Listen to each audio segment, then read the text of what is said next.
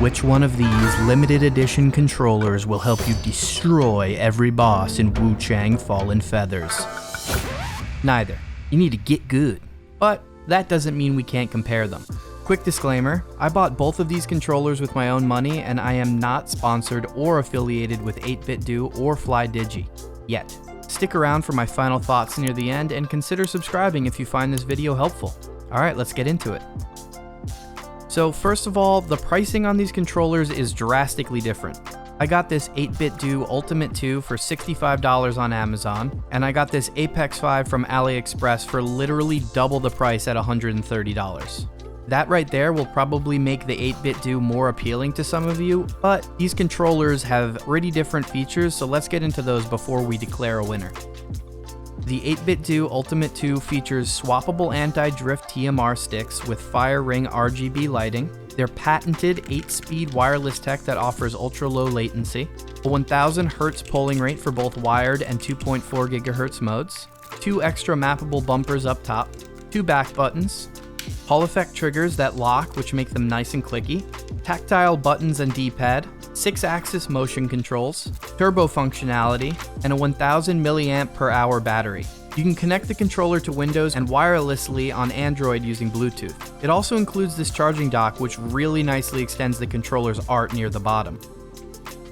The Flydigi Apex 5 sadly does not come with a dock, but it does have a few of the same features as the 8BitDo Ultimate 2, like RGB lighting, extra mappable top bumpers, a 1000 Hz polling rate, swappable thumb caps, and 6-axis motion controls. The Apex 5 also features Flydigi's Apex line Hall effect sticks, which have adjustable tension, Hall effect triggers with adjustable force feedback, clicky micro switch face buttons, a swappable micro switch D-pad, 2 back buttons and 2 removable paddles, textured rubber back grips, a built-in customizable screen which allows you to quickly swap settings, and a slightly larger 1500 mAh battery. Not only does the Apex 5 connect to Windows and Android, but it also connects to the Nintendo Switch and iOS devices. I also want to quickly mention that both of these controllers work with the Brook XB3 and Mayflash Magic X adapters on Xbox Series consoles. This is where things get slightly more subjective, but I'll do my best to give my honest thoughts on both controllers. Starting with the 8BitDo Ultimate 2, I really like the design choices for both the controller and dock. The Wuchang silhouette and colors are tasteful and really pop with the flame RGB lighting. I'm not the biggest fan of the extra top bumper trend right now, but thankfully these feel nice and aren't in the way. The back buttons are comparable to GameSir's G7 line, but they feel slightly more durable and clicky. The face buttons, triggers, D-pad, and sticks all feel really nice, and the matte finish with textured grips make the Ultimate 2 feel like a premium controller in your hands. My biggest gripe with this controller though is its shape. I've had a difficult time getting my hands comfortable while holding the Ultimate 2, which mostly has to do with how the grips themselves are designed. You can see how they're more straight up and down vertical than your standard Xbox style controller. If you can get your hands on the Ultimate 2 before making a purchase, I think that would help you decide if that shape works for you or not. Moving on to the Apex 5, I can immediately say I prefer the shape and heft of this controller.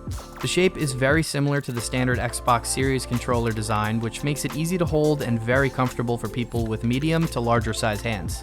The black, red, and white color choices along with the subtle Wuchang branding make the Apex 5 look and feel top-notch. The top plastic is a glossy fingerprint magnet, but the bottom uses a nice matte plastic with rubberized grips. I may be in the minority here, but I actually prefer the Apex 4 and Vader 4 Pro back buttons over this new layout. The extra paddles are a bit too far down for me, and after accidentally pressing them or pinching my fingers a few times, I decided to remove them altogether. It's a shame because the controller community has been asking Flydigi for swappable paddles for years, but I just don't think they nailed it here. Other than that, the face buttons, D-pad, triggers, and sticks all feel a cut above other controllers on the market right now, especially when you consider that the onboard display lets you customize things without the need for software.